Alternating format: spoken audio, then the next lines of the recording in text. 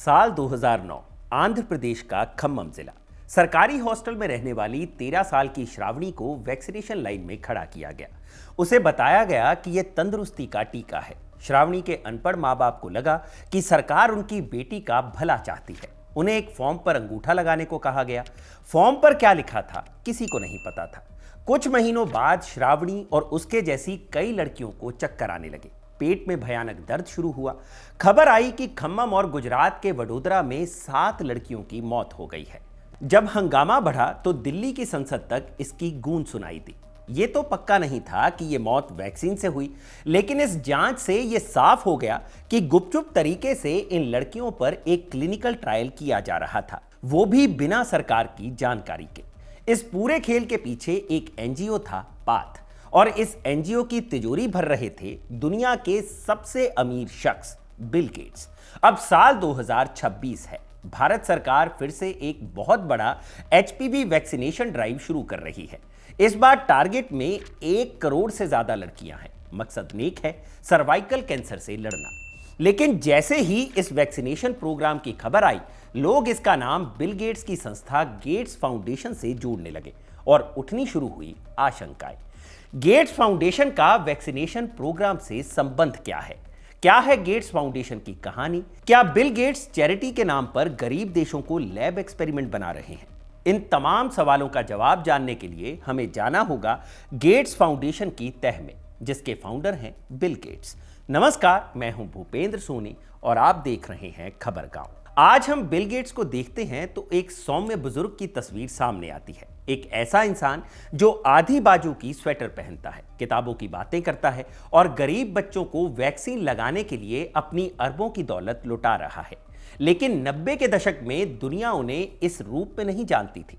उस दौर में बिल गेट्स सॉफ्टवेयर की दुनिया के गब्बर थे।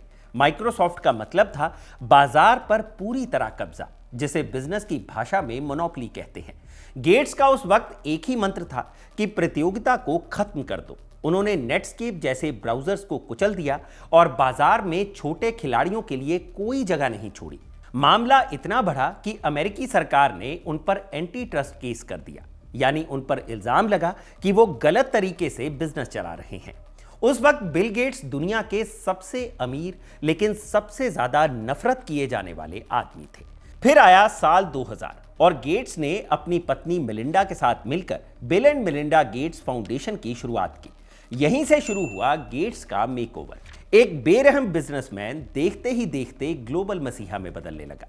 लेकिन एक्सपर्ट्स कहते हैं कि यह कोई हृदय परिवर्तन नहीं था, बल्कि एक नई तरह की राजनीति थी, जिसे फिलैंथ्रो कैपिटलिज्म कहा जाता है। इसका मतलब है कि दान को एक बिजनेस इन्वेस्टमेंट की तरह देखना। गेट्स फाउंडेशन आज दुनिया की सबसे ताकतवर संस्थाओं में से एक है, जिसके पास कुल जमा पूंजी है लगभग $86 बिलियन, यानी करीब 7.82 लाख करोड़ रुपए। इतना पैसा जब सिस्टम में आता है तो आवाजें दब जाती हैं और नीतियां बदल जाती हैं। आज वर्ल्ड हेल्थ ऑर्गेनाइजेशन यानी WHO को फंड देने वाला दूसरा सबसे बड़ा नाम गेट्स फाउंडेशन है। जब आप किसी संस्था को इतना पैसा देते हैं तो आपकी बात सुनी नहीं, मानी जाती है। अब बात करते हैं उस सबसे बड़े विवाद की, जो गेट्स की नीयत पर सवाल उठाता है, इंटेलेक्चुअल प्रॉपर्टी, यानी किसी खोज या फॉर्मूले पर अपना मालिकाना हक। गेट्स हमेशा से आईपी कानून के कट्टर समर्थक रहे हैं। इसका सबसे बड़ा उदाहरण कोरोना महामारी के दौरान दिखा। इन्वेस्टिगेटिव जर्नलिस्ट टिम श्वाब अपनी किताब द बिल गेट्स प्रॉब्लम में बताते हैं, शुरुआत में ऑक्सफोर्ड यूनिवर्सिटी अपनी वैक्सीन को ओपन सोर्स रखना चाहती थी, ताकि दुनिया की कोई भी कंपनी उसे बना सके और गरीबों को सस्ती वैक्सीन मिले। लेकिन किताब में दावा किया गया है कि गेट्स फाउंडेशन ने ऑक्सफोर्ड पर दबाव बनाया कि वो अपना फॉर्मूला किसी बड़ी कंपनी को बेच दे। नतीजा ये हुआ कि ऑक्सफोर्ड ने एस्ट्राजेनेका के साथ एक्सक्लूसिव डील की। गेट्स का तर्क था कि अगर फॉर्मूला सबको दे दिया गया तो वैक्सीन की क्वालिटी खराब हो सकती है। लेकिन आलोचकों ने कहा कि यह सिर्फ बड़ी फार्मा कंपनियों के मुनाफे और कंट्रोल को बचाने की कोशिश है। गेट्स ने कभी नहीं चाहा कि जीवन रक्षक दवाओं के फॉर्मूले सार्वजनिक हों। उन्हें डर था कि अगर एक बार पेटेंट के नियम टूटे तो माइक्रोसॉफ्ट जैसे उनके पुराने साम्राज्य की नींव भी हिल सकती है। उन्होंने हेल्थ सेक्टर में अपना एक पूरा इकोसिस्टम खड़ा कर लिया है, जिसमें गावी और पाथ जैसे संगठन शामिल हैं। ये संगठन गरीब देशों में वैक्सीन पहुंचाते हैं, लेकिन ये उन्हीं वैक्सीन को बढ़ावा देते हैं जिनका कंट्रोल चुनिंदा कंपनियों के हाथ में हो। टिम श्वाब अपनी किताब में लिखते हैं, बिल गेट्स ने अपनी आत्मकथा का नाम सोर्स कोड रखा। वो जिंदगी की अधिकतर चीजों को सॉफ्टवेयर की तरह देखते हैं। बीमारियों को भी उन्होंने एक सॉफ्टवेयर प्रॉब्लम की तरह देख लिया है। इंसानी शरीर के बारे में उन्हें लगता है कि जैसे कंप्यूटर के बग ठीक होते हैं, वैसे ही वैक्सीन से इंसानों को फिक्स किया जा सकता है। लेकिन समस्या यह है कि कंप्यूटर से गलती हो तो रीस्टार्ट किया जा सकता है, इंसान के साथ ऐसा नहीं होता। यही वो गॉड कॉम्प्लेक्स है जिसने भारत जैसे देशों में उनके खिलाफ शक की दीवार खड़ी कर दी है। शुरुआत में हमने साल 2009 में आंध्र प्रदेश में हुई घटना का जिक्र किया था। इस घटना ने भारत में विदेशी एनजीओ और प्राइवेट फाउंडेशंस के काम करने के तरीके पर एक बड़ा सवालिया निशान लगा दिया था। इस पूरे विवाद के केंद्र में एक एनजीओ था जिसका नाम था पाथ, यानी program for appropriate technology in health. इस संस्था को Bill and Melinda Gates Foundation से तगड़ी फंडिंग मिल रही थी। इनका मकसद था भारत में सर्वाइकल कैंसर को रोकने के लिए ह्यूमन पेपिलोमा वायरस यानी एचपीवी वैक्सीन की पहुंच बनाना। इसके लिए आंध्र प्रदेश के खम्मम और गुजरात के वडोदरा को चुना गया। करीब 24,000 लड़कियों को इस प्रोजेक्ट के तहत वैक्सीन लगाई गई। खम्मम में मर्क की गार्डासिल और वडोदरा में जीएसके यानी ग्लेक्सोस्मिथक्लाइन की सर्वेरिक्स वैक्सीन का इस्तेमाल हुआ। इसके लिए 2008 में ही अप्रूवल मिल चुका था, लेकिन फिर भी इस प्रोग्राम में एक बड़ी गड़बड़ी थी। कागजों पर इसे क्लिनिकल ट्रायल नहीं कहा गया, इसे नाम दिया गया डेमोन्स्ट्रेशन प्रोजेक्ट। इसका मतलब यह बताया गया कि सरकार सिर्फ यह देखना चाहती है कि इतने बड़े पैमाने पर टीकाकरण कैसे किया जा सकता है, लेकिन असल में यह एक ऑब्जर्वेशनल स्टडी थी जिसमें नई वैक्सीन के असर को परखा जा रहा था। एक्सपर्ट्स का मानना है कि ट्रायल शब्द का इस्तेमाल इसलिए नहीं किया गया ताकि भारत के सख्त नियमों और रेगुलेशन से बचा जा सके, लेकिन इसके तुरंत बाद खबर आई कि खम्मम और वडोदरा में 7 लड़कियों की मौत हो गई। इन मौतों के बाद पूरे देश में हड़कंप मच गया। हेल्थ वर्कर्स और महिला संगठनों ने आरोप लगाया कि इन लड़कियों को लैब के चूहे की तरह इस्तेमाल किया गया है। हालांकि जांच में कहा गया कि इन मौतों का वैक्सीन से कोई लेना देना नहीं है। जांच में बताया गया कि किसी लड़की की मौत मलेरिया से हुई, किसी की सांप के काटने से, तो किसी ने आत्महत्या की। लेकिन विवाद इस बात पर नहीं था कि लड़कियां कैसे मरी, विवाद इस बात पर था कि इस पूरे प्रोजेक्ट में नियमों की धज्जियां उड़ाई गई थी। मामला संसद तक पहुंचा। अगस्त 2013 में स्वास्थ्य और परिवार कल्याण की पार्लियामेंट्री स्टैंडिंग कमेटी ने अपनी रिपोर्ट पेश की। कमेटी ने पाया कि प्रोजेक्ट में इन्फॉर्म्ड कंसेंट के नियम का बुरी तरह उल्लंघन हुआ था। इन्फॉर्म्ड कंसेंट का मतलब होता है सूचित सहमति, यानी जब डॉक्टर किसी को कोई इंजेक्शन या दवा दे तो उसके सारे रिस्क और फायदे उस इंसान को उसकी अपनी भाषा में विस्तार से समझाए। इसके बाद ही वो इंसान फैसला लेता है कि उसे वो दवा लेनी है या नहीं। स्टैंडिंग कमेटी की रिपोर्ट में खुलासा हुआ कि खम्मम में कई लड़कियों के माता पिता अनपढ़ थे। उन्हें नहीं पता था कि उनकी बेटियों को क्या दिया जा रहा है। कई जगहों पर सहमति फॉर्म पर माता पिता की जगह स्कूल के हॉस्टल वार्डन ने दस्तखत कर दिए थे। यह कानूनी रूप से गलत था। कमेटी ने अपनी रिपोर्ट में सख्त शब्दों में लिखा कि पाथ ने गरीब और अनपढ़ आबादी का फायदा उठाया है। रिपोर्ट में यह भी कहा गया कि यह ट्रायल नहीं बल्कि इंसानी अधिकारों का हनन था। इतना ही नहीं, कमेटी ने इस बात पर भी सवाल उठाया कि खम्मम और वडोदरा में हुई मौतों में गहन जांच नहीं हुई, बल्कि मौतों को अनरिलेटेड कहकर बहुत जल्दी डिसमिस कर दिया गया। एक और बड़ा मुद्दा था कॉन्फ्लिक्ट ऑफ इंटरेस्ट, यानी हितों का टकराव। यह तब होता है जब वही इंसान जांच कर रहा हो जिसका उस काम में अपना फायदा छिपा हो। कमेटी ने पाया कि Indian council of medical research यानी आईसीएमआर के कुछ बड़े अधिकारी उस एडवाइजरी बोर्ड का हिस्सा थे जो इस प्रोजेक्ट को चला रहा था, यानी जो संस्था रेगुलेटर थी वही प्रोजेक्ट की पार्टनर भी बन गई थी। रिपोर्ट में यह भी बताया गया कि वैक्सीन बनाने वाली कंपनियां मर्क और जीएसके इस पूरे प्रोजेक्ट में गहराई से जुड़ी हुई थी। उन्होंने ही वैक्सीन डोनेट की थी। आलोचकों का कहना था कि ये कंपनियां गेट्स फाउंडेशन की मदद से भारत के विशाल बाजार में घुसने का रास्ता बना रही थी। 72nd parliamentary standing committee report में साफ लिखा है कि इस पूरे खेल का एकमात्र लक्ष्य उन वैक्सीन कंपनियों के कमर्शियल हितों को बढ़ाना था जिन्हें छप्पर फाड़ मुनाफा होने वाला था। यानी कि विंडफॉल प्रॉफिट। कमेटी ने खुलासा किया कि इस पूरे डेमोन्स्ट्रेशन का असली मकसद ये था कि किसी भी तरह इस वैक्सीन को भारत के यूआईपी यानी यूनिवर्सल इम्यूनाइजेशन प्रोग्राम में शामिल करवा दिया जाए। अगर ऐसा हो जाता तो कंपनियों को करोड़ों सरकारी डोज का ऑर्डर मिलता और अरबों का धंधा पक्का हो जाता। 2010 में इस विवाद के बढ़ते ही भारत सरकार ने प्रोजेक्ट को तुरंत सस्पेंड कर दिया, लेकिन इस घटना के बाद से ही एचपीवी वैक्सीन को लेकर लोगों के मन में शक पैदा हो गया। गेट्स फाउंडेशन से जुड़े विवाद सिर्फ भारत तक सीमित नहीं है। 2014 में कोलंबिया से एक ऐसी ही खबर आई। कोलंबिया के एक छोटे से कस्बे कार्मेन डी बोलिवर में अचानक एक अजीब स्थिति पैदा हो गई। वहां की सैकड़ों लड़कियों को एचपीवी वैक्सीन दी गई थी। इंजेक्शन लगने के कुछ समय बाद ही लड़कियां बेहोश होने लगी। उनके हाथों पैरों में झंझनाहट और सांस लेने में तकलीफ होने लगी। देखते ही देखते करीब 500 से ज्यादा लड़कियां बीमार पड़ गई।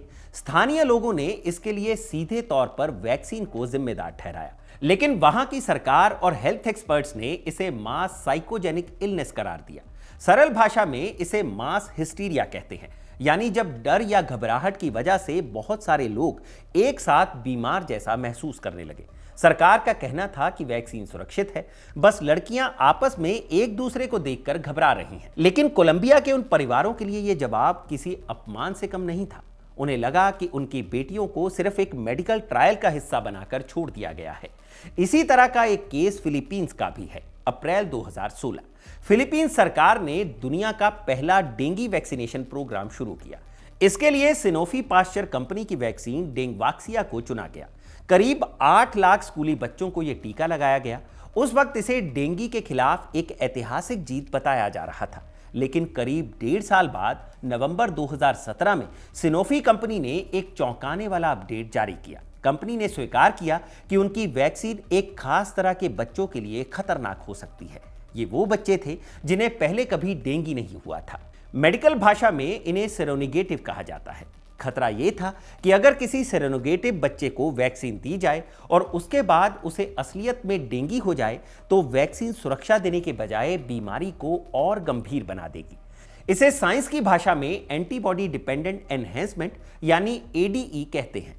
सरल शब्दों में वैक्सीन शरीर को डेंगू से लड़ना नहीं सिखा रही थी, बल्कि उसे और कमजोर बना रही थी।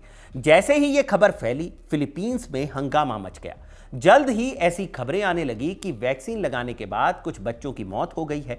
फिलीपींस के पब्लिक अटॉर्नी ऑफिस ने दावा किया कि दर्जनों बच्चों की मौत इसी वैक्सीन के कारण हुई है। हालांकि सनोफी और कई इंटरनेशनल एक्सपर्ट्स ने इन मौतों का सीधा संबंध वैक्सीन से होने से इनकार किया। उनका कहना था कि बच्चों की मौत डेंगू के दूसरे कारणों से हुई है, लेकिन जनता का गुस्सा शांत नहीं हुआ। फिलीपींस की सड़कों पर प्रदर्शन होने लगे, लिहाजा वहां की सरकार ने 2019 में डेंगवाक्सिया के इस्तेमाल पर पूरी तरह पाबंदी लगा दी। इस पूरे मामले का सबसे बड़ा असर यह हुआ कि लोगों का वैक्सीन पर से भरोसा उठ गया। लंदन स्कूल ऑफ हाइजीन की एक रिपोर्ट के मुताबिक फिलीपींस में वैक्सीन पर भरोसा 93% से गिरकर सिर्फ 32% रह गया। इसका नतीजा यह हुआ कि वहां खसरा और पोलियो जैसी बीमारियों ने फिर से पैर पसार लिए, जिन्हें पहले खत्म माना जा चुका था। स्वास्थ्य के मामले में ऐसी लापरवाही के चलते लोगों के मन में वैक्सीन का डर फैलता है, और यह सब इसलिए होता है क्योंकि गरीब देशों में नियम कानून ताक पर रख दिए जाते हैं। यहां हमें एक बहुत ही जरूरी शब्द को समझना होगा, रेगुलेटरी कैप्चर। ये एक ऐसी स्थिति है जब कोई बहुत बड़ी और अमीर संस्था किसी सरकारी विभाग या अंतर्राष्ट्रीय एजेंसी को इतना ज्यादा पैसा देने लगे कि वो एजेंसी उसी संस्था के हिसाब से काम करने लगे। आसान शब्दों में समझिए, जैसे कोई अमीर आदमी मोहल्ले की पुलिस चौकी को दान देने लगे और फिर पुलिस वही करे जो वो अमीर आदमी चाहे। जैसा पहले बताया गया, गेट्स फाउंडेशन आज वर्ल्ड हेल्थ ऑर्गेनाइजेशन यानी WHO को पैसा देने वाला दूसरा सबसे बड़ा दानदाता है। इतना ही नहीं, वैक्सीन बांटने वाली संस्था गावी, जिसे खड़ा करने में गेट्स फाउंडेशन का अहम रोल है, उसका हेडक्वार्टर स्विट्जरलैंड के जिनीवा में है। हैरानी की बात यह है कि स्विट्जरलैंड की सरकार ने गावी को डिप्लोमेटिक इम्यूनिटी दे रखी है।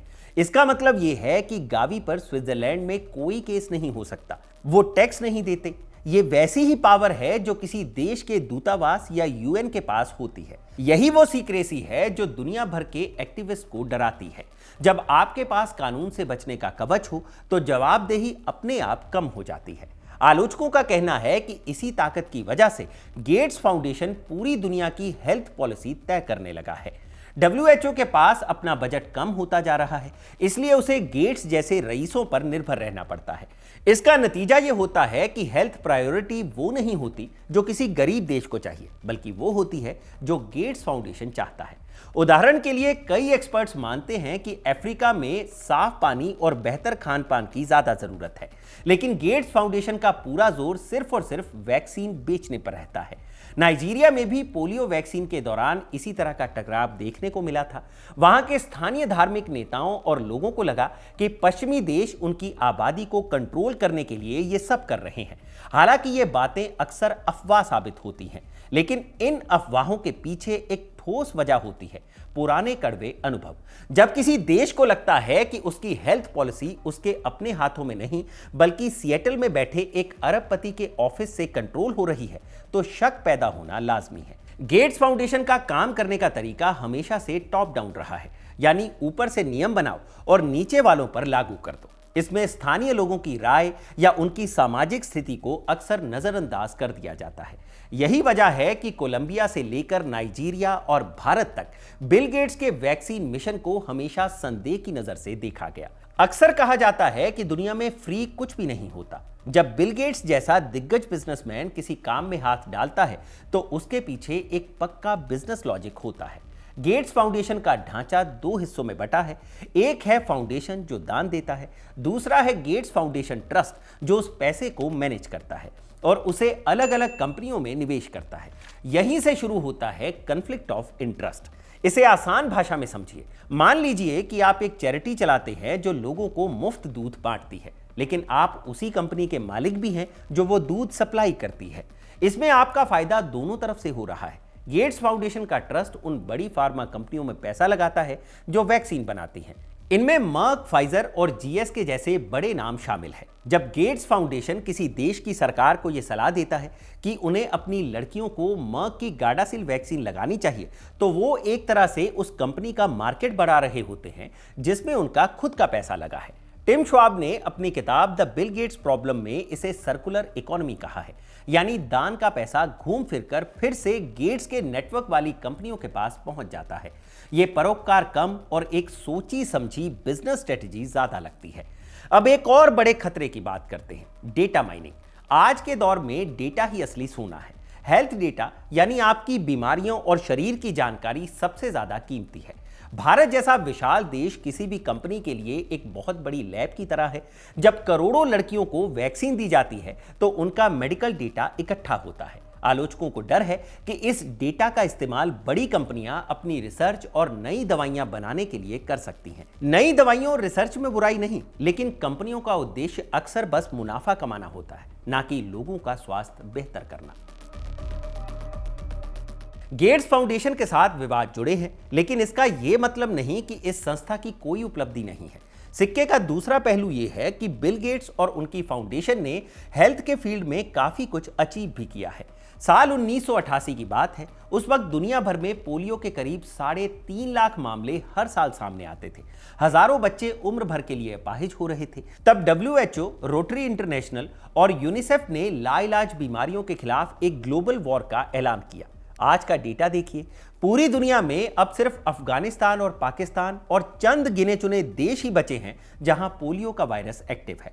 बाकी पूरी दुनिया इस वायरस से आजाद हो चुकी है। इस मिशन में गेट्स फाउंडेशन ने अब तक $5 बिलियन से ज्यादा का निवेश किया है। यह पैसा सिर्फ दान नहीं था, बल्कि गेट्स फाउंडेशन ने एक लॉजिस्टिक का सिस्टम बनाया ताकि यह तय हो कि कैसे दुनिया के सबसे दुर्गम इलाकों तक वैक्सीन पहुंचाई जाए।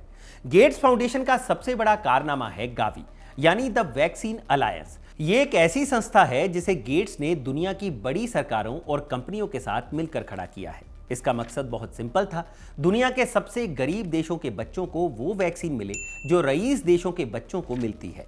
इस एक कोशिश ने अब तक करीब 20 मिलियन यानी 2 करोड़ बच्चों की जान बचाई है।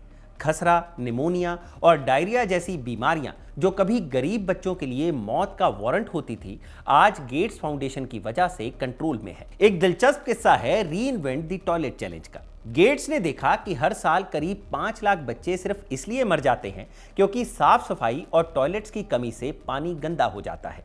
उन्होंने करोड़ों रुपए खर्च करके ऐसे टॉयलेट्स डिजाइन करवाए जिन्हें पानी या सीवर लाइन की जरूरत नहीं है। गेट्स खुद बीजिंग में एक स्टेज पर इंसानी मल से भरा जार लेकर खड़े हो गए थे ताकि दुनिया का ध्यान इस समस्या की ओर खींच सके।